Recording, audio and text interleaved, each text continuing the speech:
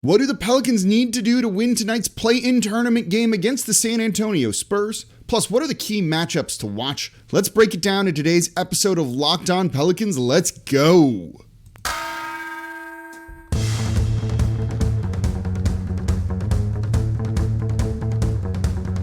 You are Locked On Pelicans, your daily New Orleans Pelicans podcast.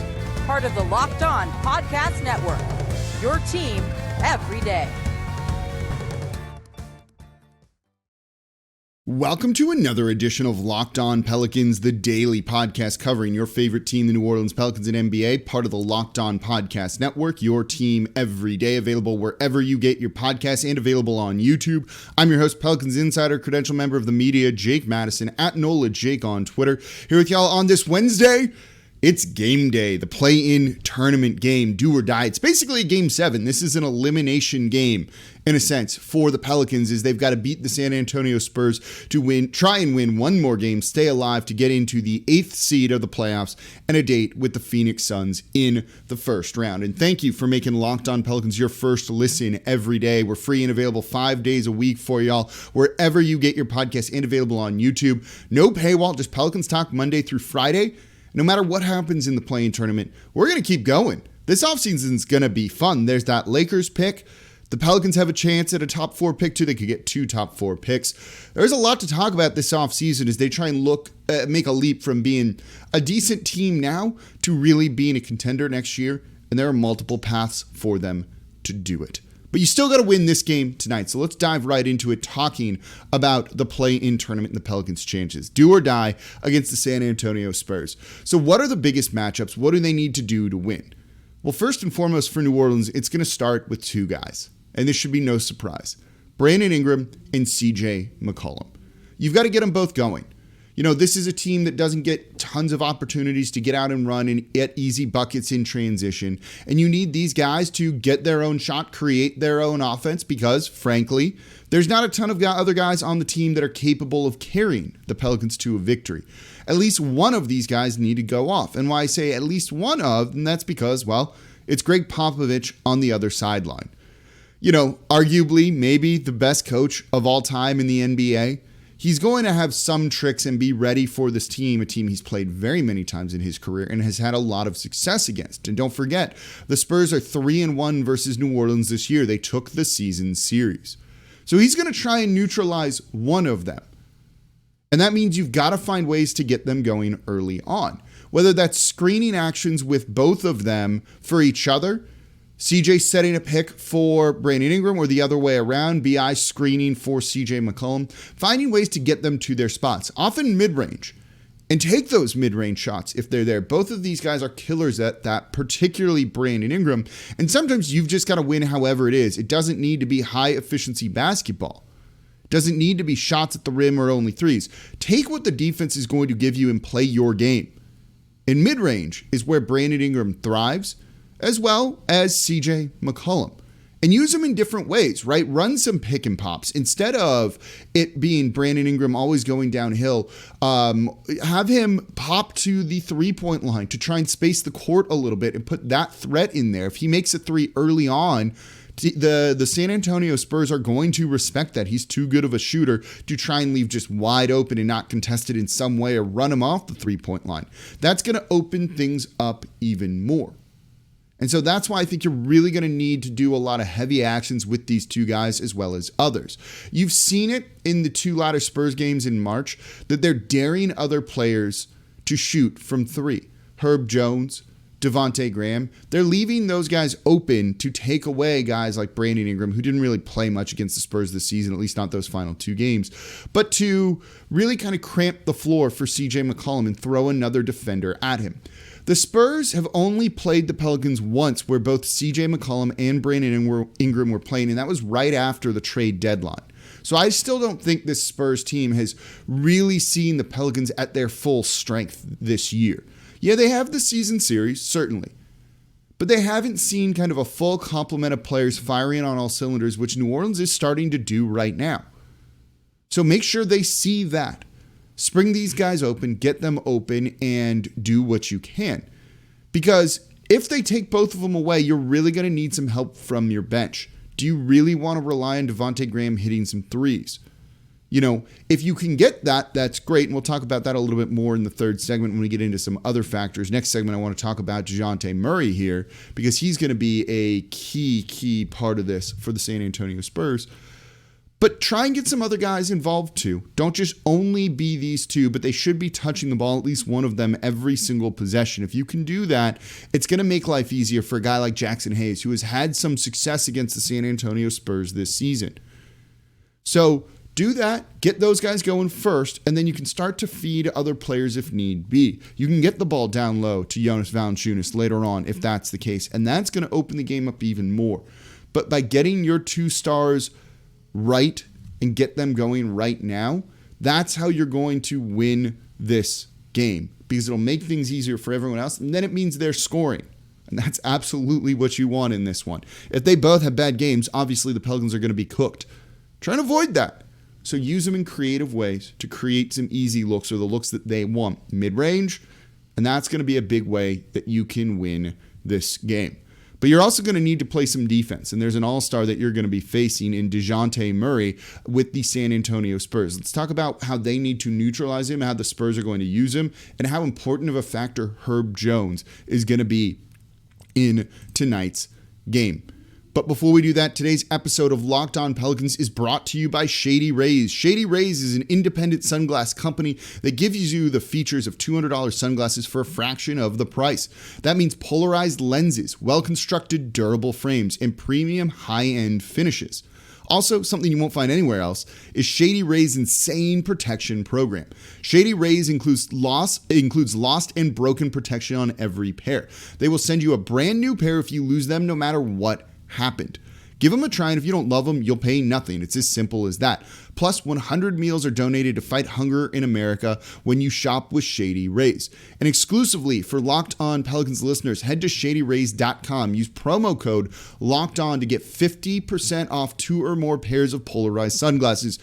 It's already hot in New Orleans. The sun is out. You want to look good in the summer. So go get 2 pairs of Shady Rays sunglasses to get 50% off. That's code LOCKED ON for their best deal of the season. 50% off 2 or more pairs of Shady Rays sunglasses backed by over 150,000 verified 5-star reviews. All right, thank you for making Locked On Pelicans your first listen every day. We're free and available wherever you get your podcast 5 days a week, Monday through Friday.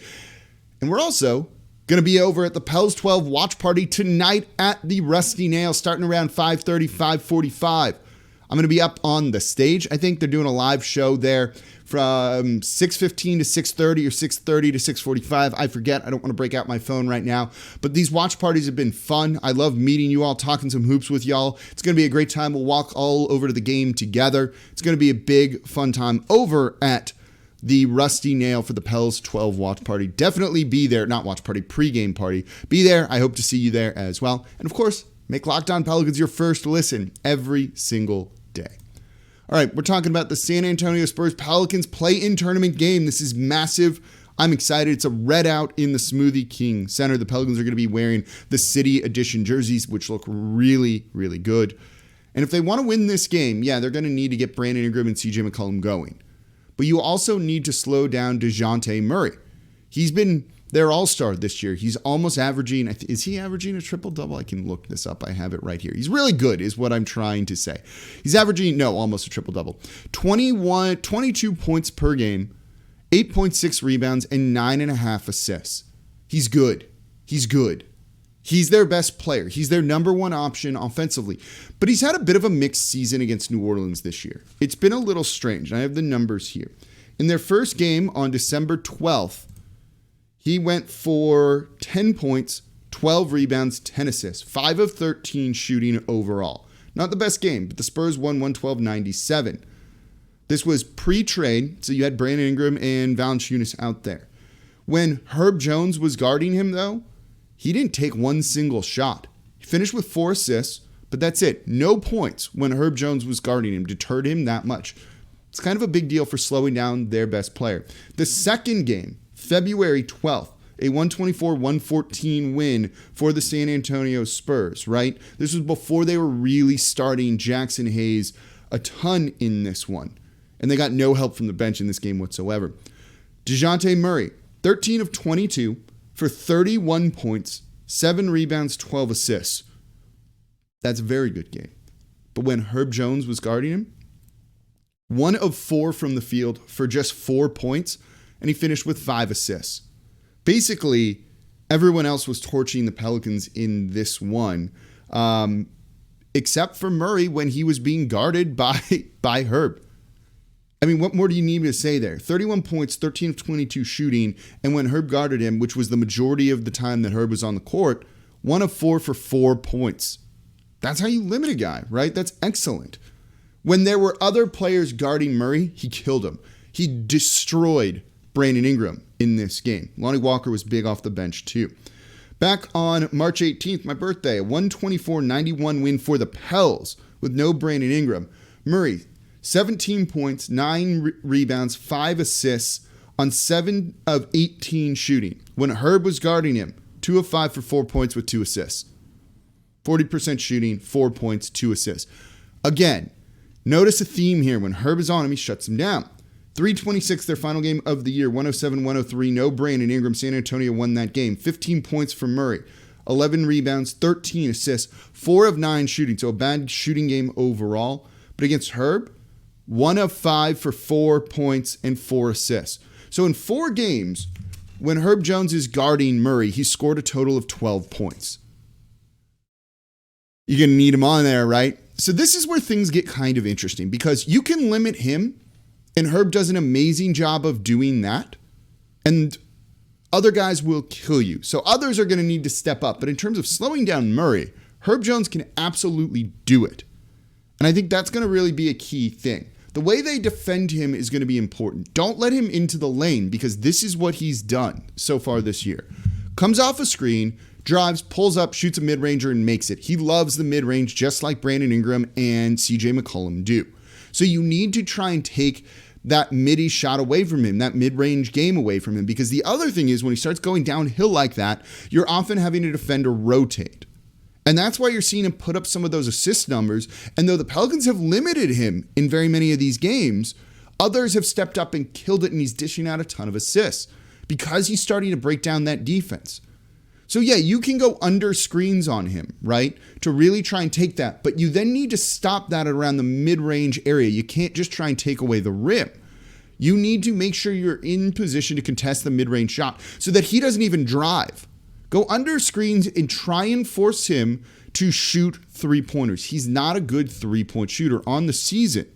He's shooting 32.7%. He's a career 33% shooter exactly. Let him take those because he's going to be standing on top of the perimeter and there's not going to really be other passes for him to make or no one's cutting and he's not going to be able to dish that out. This is where a guy like Jackson Hayes is going to be important, right? Keep Jackson Hayes at like the high side of the paint, not just protecting the rim, but ready to try and take away that mid-range game and be a deterrent in that sense. That's going to be key to that. Herb Jones going through screens and then trying to stay right there. Let him take that three. Let him take a super long mid-range shot, right? A 21-foot mid-range shot, a 20-foot mid-range shot. Those are all okay for for Murray to be taking. And so if they're doing that, they're not just neutralizing him, but not letting the rest of the Spurs get some of those easy looks off of that dribble penetration that Murray is going to have. And look, they're going to try and force switches. They're going to run a lot of creative pick and roll actions to try and force the Pelicans to switch. Because, as I mentioned, he's killed Brandon Ingram on switches. He's killed other guys, too, on switches. One, Herb's going to need to fight through those screens like his life absolutely depends on it. Going under makes it a little bit easier. But this is where you also might see more minutes for a guy like Najee Marshall, who's capable of being, at times, a pretty good perimeter stopper. We saw what he did against, guys like LeBron James this year. He's had a little bit of success against Murray so far this year, too. Maybe Trey Murphy if they trust him over Najee Marshall, but I wouldn't be shocked if one of those two guys is getting pretty big minutes here to really try and help with that. Maybe you also need to pre-switch, knowing that they're going to try and run a pick and roll or something like that. Take Herb Jones off of him to start, knowing that when that pick's coming, you just switch and all of a sudden it's Herb Jones right there. You do this a lot. You try and pre-switch when guys go to the corner and be like, no, this is the play they're running. Let me go over there. So we give them the switch they want, just not with the players that they want. So you switch before the action so that when you switch during the action, the screen, right, the pick and roll, you switch the guys on where they're supposed to be. I don't think that's what the Pelicans are going to do a ton of. I would imagine Murray would try and take advantage of that, being such a smart player. It's why he's an all-star. So I'm going to kind of keep an eye out, too, if you don't see Herb Jones on Murray to start a possession, though. That's what they're trying to kind of create and make happen. There's not a ton of other threats there, right? And that's what I think can kind of help with some of that. So we'll see if that's something that the Pelicans do. But there's other players to watch out for, because there is a legitimate number 2 right now for the San Antonio Spurs that's developed over the past 10 games in Keldon Johnson. He's done well against New Orleans too. So what are some of the other big factors that could swing this game one way or another? Let's talk about that coming up here next in today's episode of Locked On Pelicans. Before we do that, though, today's episode of Locked On Pelicans is brought to you by Athletic Greens and AG1.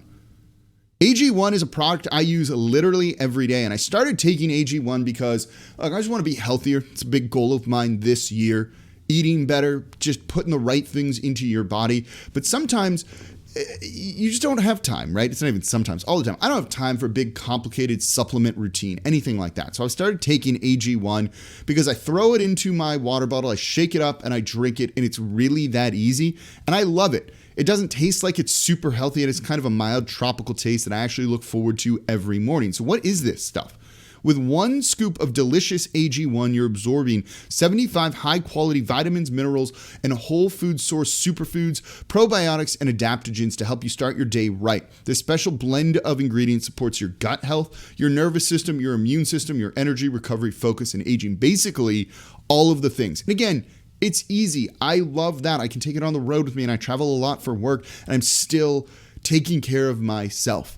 Right? It supports better sleep quality, recovery, mental clarity, and alertness. It's the one thing with the best things. Athletic Greens uses the best of the best products based on the latest science with constant product iterations and third-party testing. And AG1 is a small micro habit with big benefits. It's one thing you can do every single day to take much better care of yourself. And it's all in one. It's like nutritional insurance for you.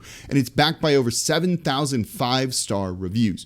So right now it's time to reclaim your health and arm your immune system with convenient daily nutrition. It's just 1 scoop in a cup of water every day. That's it. No need for a million different pills and supplements to look out for your health. So to make it easy, Athletic Greens is going to give you 1 free year of supply of 1 free year supply of immune supporting vitamin D and 5 free travel packs with your first purchase. All you have to do is visit athleticgreens.com/NBA network. Again, that is athleticgreens.com/NBA network to take ownership over your health and pick up the ultimate daily nutritional insurance. Today's episode of Locked On Pelicans is also brought to you by Built Bar. Built Bar is the best tasting protein bar ever. If you eat a protein bar, you may as well eat the most delicious tasting one. I eat one every single day. These things are awesome. I basically eat them instead of lunch all the time. And I look forward to it because they're delicious. Mint brownie, double chocolate, salted caramel, white chocolate, raspberry, cheesecake. All of the flavors you're going to think you're eating a candy bar.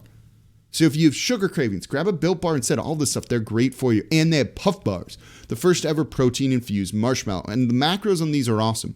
130 calories, 4 grams sugar, 4 net carbs, and 17 grams of protein. So go to Built.com, use promo code LOCKED15 and get 15% off your order. Again, use promo code LOCKED15 for 15% off over at Built.com. That is a promo code that I even use. All right, thank you for making Locked On Pelicans your first listen every day.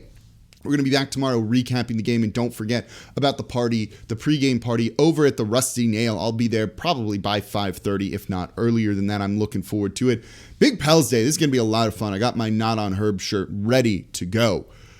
And thank you for making Locked On Pelicans your first listen every day. We're free and available wherever you get your podcasts and available on YouTube as well.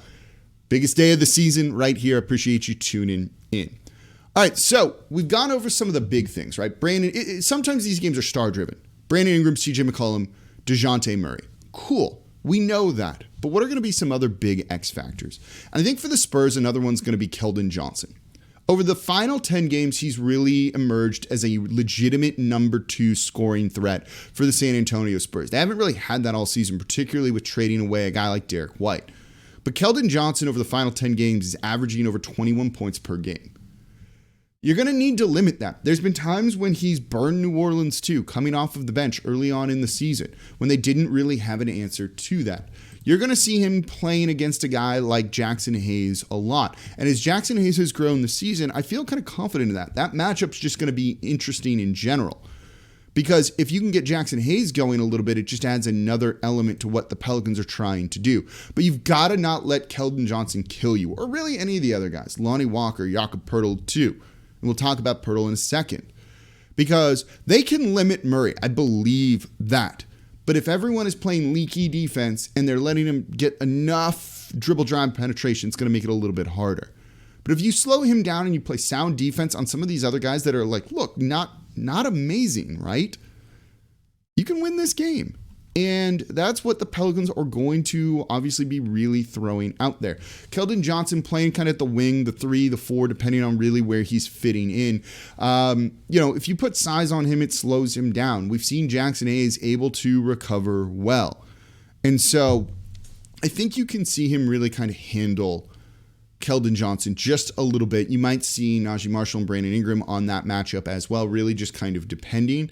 But if they get those kind of switches and get him on Jackson Hayes and get Hayes out in space, or Valanciunas in space, which is going to be a big problem we'll talk about in a second here, keep an eye on that. If they can limit him, though, it goes a long way towards kind of making this Spurs offense like way less scary, I think. And then speaking of way less scary, the opposite of that. The Spurs I think are terrified, as Jeff Garcia said in yesterday's episode of Locked On Pelicans. We did the crossover, he hosts Locked On Spurs, of Jonas Valanciunas. They don't know what to do with him. So here's the thing. They're going to try, the Pelicans are going to try and get Brandon Ingram and CJ McCollum going early. And then you've got to get the ball to Jonas and feed it to him. In 4 games against the Spurs this season, he's averaging 17 points and 12 rebounds. Punish them inside. The second they start to get creative and double team one of CJ McCollum and Brandon Ingram, get the ball to Valanciunas. Don't do this thing where you forget that he exists. Feed him until the Spurs stop it. Because one, I don't know if they will. Again, he's averaging 17 points per game against them in under 30 minutes of action. Those are really good numbers right there. His shooting percentage against them this season, 57.1%. He has 2 games above 63% shooting against them. Been really consistent against Spurs. He's also made a 3-pointer in every game against the Spurs so far this series. 4 of 7 from 3 against them. They're scared of him. So punish them with him. Get the ball down low and try and force some issues when it comes to guys like Jakob Poeltl, because Poeltl can be a problem for New Orleans. He's a strong rebounder. If you get him in foul trouble, it really limits some of the damage that he can do. He can play a little bit in space too. And Valanciunas really struggles defending in space. So don't let that happen. Get the ball down low to Valanciunas. The second they start defending that, it's not going to result in turnovers, because if you go back to that final game against the Spurs, no Brandon Ingram, where they really needed Valanciunas to step up, he finished with 6 assists on the night. He can be a focal point and dish it out to others. Go to him knowing that if they do something about it, he can pass out of that and there should be someone else open. He should be kind of the fulcrum of this game. You don't need to start by going to him, but the second things get a little bit harder for BI or CJ McCollum, get him the ball, play that bully ball down low, and open things up and play an inside-out game. He's going to be key. And the final key I have here is 3-point shooting. I have this written down. It's just got a big question mark on it, kind of for both teams. Neither of these teams are elite 3-point shooting teams or even good 3-point shooting teams. So one of the things I'm not totally worried about in this game is the Pelicans falling behind in like the math battle, where all of a sudden the Spurs are raining 3s, you're making 2s, and what are you going to do at that point? 3s are worth more than 2. It's a math thing. They should be relatively close in this, which means that if you can get something, anything, from a guy like Devontae Graham off the bench, 2 3s, 3 3s, that is such a big advantage for New Orleans, knowing that the Spurs don't really have tons of guys other than maybe Keldon Johnson who can really match up with that and are big, scary threats to score from 3. It's Keldon Johnson basically and maybe Josh Richardson, depending on kind of what his role is going to be, and he'll be off the bench trying to score. So if you can keep up with that with a guy like Devontae Graham, you're going to be in really good position. The Pelicans are favored by 5. This is a close battle, though, right? Everyone's healthy more or less for both teams that kind of matter in this one, other than Zion, who's not, by the way, is playing 5-on-5. We didn't have time for the update. He is playing 5-on-5. Maybe we'll talk about this tomorrow. He's not looking great in the 5-on-5 in the simulated games that they're doing. Yeah, that could get better, but kind of expected. So I forgot my train of thought right there. Everyone's healthy, right? These teams are like fairly well matched, but I think the Pelicans have just better top-end talent. And that's what you need to win a do-or-die game, an elimination game. And so that's why I feel pretty good about the Pelicans being able to get this one done. And I don't think the Spurs have really fully seen them at their like peak efficiency, which they should be getting in this game. Just be smart about what you do. If things get tough for Brandon Ingram and CJ McCollum, change your strategy. Go to Valanciunas.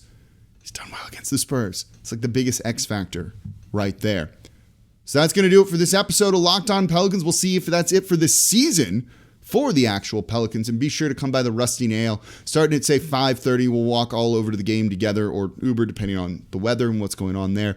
I'll be on part of the live show for a little bit and talking with you all, having a lot of fun before the game. I'm excited. I hope you're excited as well. And like, seriously, thank you all for being part of the ride, making me part of your day throughout the season. Been up and down, but hopefully ending on a high note here with the play-in tournament. As always, I'm your host, Jake Madison, at NolaJake on Twitter, and I'll be back with you all tomorrow. We're either going to be super happy or maybe a little bit sad, depending. But hey, at least there's meaningful basketball in April, which is a pretty cool thing. So enjoy the game, and I'll be back with you all tomorrow.